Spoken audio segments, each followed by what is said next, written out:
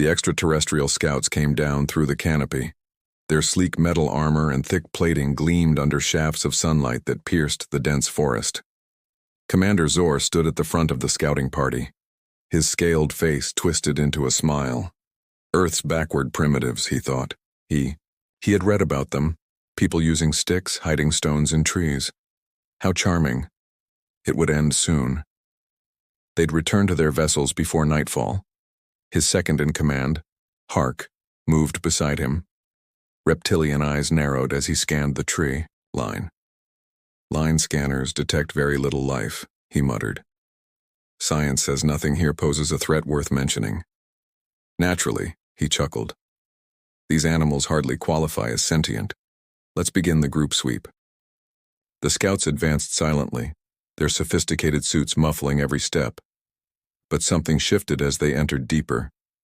The air felt heavier, the forest denser. Zor noticed it, but dismissed the feeling. This was Earth. A lesser planet.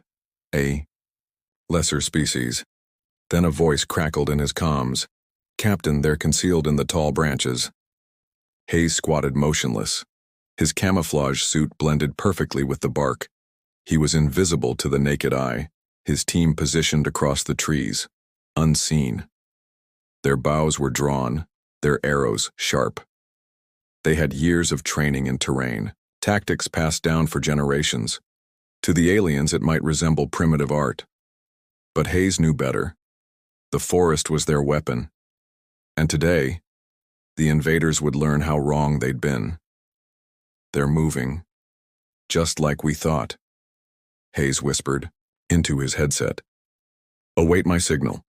Beneath the aliens, the humans waited. The advanced alien tech scanned in all directions, but the dense foliage confused their systems. Zor growled. His visor flickered. Sensors were nearly useless. Hark raised a hand, signaling the commander. We need to recalibrate. There's too much interference. Zor snapped, waving him off. They're simple. Humans fear trees. Hark's gaze shifted. He saw Mason, one of his soldiers, perched silently on a nearby branch. Young, but the unit's best shot. Hayes gave a small nod. It was time. He exhaled slowly, and the first arrow flew. It whistled through the air, piercing an alien soldier's helmet before anyone could react. The body dropped silently. The scouts froze. Heads snapped upward in confusion. Ambush, Hark shouted. A second arrow zipped by, then a third. The aliens panicked, firing wildly into the trees. But their energy bursts only lit up the dense vines and leaves. Their attackers remained invisible. They've set a trap, one of them snarled. But it was too late. Hayes motioned to his team. Move fast. Strike faster. The aliens moved through, the branches disoriented. Their tech failed in this terrain, just as predicted. From his new vantage point, Hayes watched Zor bark commands, but the proud commander now had a tremble in his voice. Another volley of arrows dropped alien soldiers, mid-step. Those who tried to run found no path. Thick vines wrapped around their ankles, the very jungle betrayed them. Need air support, Hark screamed into his communicator, but only static replied. Their transmission was jammed. Hayes grinned from his perch. One of their engineers had reversed a drone just enough to disrupt alien comms. Better tech, maybe, but this was human ingenuity. Zor tripped, falling hard. Mud covered his once pristine armor. He looked up just in time to see a shadow shift in the trees. They were being hunted. He shouted again, but no reply came. Hayes dropped. From his branch, boots barely making a sound. He stood before the fallen alien. You should have stayed on your ship, he whispered coldly. Zor gasped, blood pooling at his side. He reached out, trembling. This wasn't supposed to happen. They were stronger, more advanced. Hayes crouched beside him. Welcome to Earth. And with that, he walked away. The jungle sealed itself behind them, silent, watching. Zor's breath came shallow. Every gasp was a reminder of the arrow embedded in his shoulder. Above, the forest whispered, how did this happen? How did the best tech fail? Nearby, Hayes watched the last scouts regroup.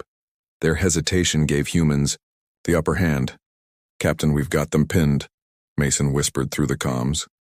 Hayes didn't answer, eyes scanning, watching the aliens fumble with broken gear. They're too quiet, he finally whispered. They're planning something. Suddenly, a high-pitched shriek pierced the air. One of the remaining aliens had activated a high-frequency disruptor. Hayes winced, vision blurred, his hand pressed to his ear. Even Mason groaned through the comms. Then, just as suddenly, it stopped. Hayes blinked, clearing his head. But when he looked back, the aliens were gone. The clearing was empty. He adjusted his visor. Heat signatures painted the forest in, red and orange, but no signs of the scouts. Mason, he whispered, I don't see them. They're here, Mason replied. They're just not showing up. Hayes narrowed his eyes. They've changed tactics. They're cloaked. The air shifted. Tension thickened. The invaders had recalibrated. Now they were the ones hunting. Hayes stiffened. They're not ghosts, he growled. So listen, they'll make noise. His team scattered silently into the woods. Now every twig snap, every whisper of movement, sent blood pumping faster. The hunted had become the hunters. Then a flicker, a shadow, shifted. Hayes moved instinctively, twisting just in time to dodge an alien blade. He spun, drew, and fired. The arrow struck, knocking the cloaked figure to the ground with a thud. Contact! Hayes barked. Take them out before they flank us. Chaos returned. Alien scouts burst from the brush, cloaking devices flickering. They fought like ghosts. But the humans had adapted. Arrows flew. Pure instinct guided their aim. Mason dropped another with a clean shot. 2 down, he whispered. Still, Hayes felt it. The aliens were growing desperate, more aggressive, more reckless, and that made them more dangerous. His heart thumped as he pressed in on them, firmly in his chest, yet his concentration stayed alert. They had reorganized. But this altercation wasn't about status. Mason's serene voice cracked gently in reaction to holding position. The second wave. No visuals, he muttered. However, they're out there regrouping. Hayes mumbled, they're planning something bigger. His gut told him the aliens had tasted defeat, but their answer would be ferocious. This forest was now a battlefield. Both sides were aware of it. It would soon come to an end, either way. He looked around at the expressions of his colleagues, sweaty and filthy, eyes awake but worn out. They had spent hours fighting, hunting, blending in with the vegetation. Now the stakes were higher. Ambush, a voice spoke up. More than ever. Captain Rena was among his thoughts. One of the most seasoned hunters, seldom discernible in the darkness, but her gaze gleaming with intent. I discovered something, she said. Hayes nodded, indicating she should take the lead. They made their way through the bushes, quiet as the breeze, until they arrived at a tiny clearing partially concealed, behind a gnarled tangle of vines. There, a fragment of damaged alien technology still buzzed. Is this one of their communication gears? Hayes inquired. Rena squatted to look. Appears to be. Yet something else is here. I discovered explosives remnants, their positioning, jaw traps. The aliens were adapting, tightening their tactics, mimicking human strategies. They were no longer underestimating the number of people in the bush. Their best ally, stealth, was now becoming a common weapon. The equilibrium had changed. If they weren't careful, they might lose the advantage and the team. Hayes stood up. I'm ready. If they want to set up a trap here, we'll verify that it becomes their tomb instead. Rena vanished into the hay of trees. Hayes gazed at the fading fragment of alien tech, thoughts racing.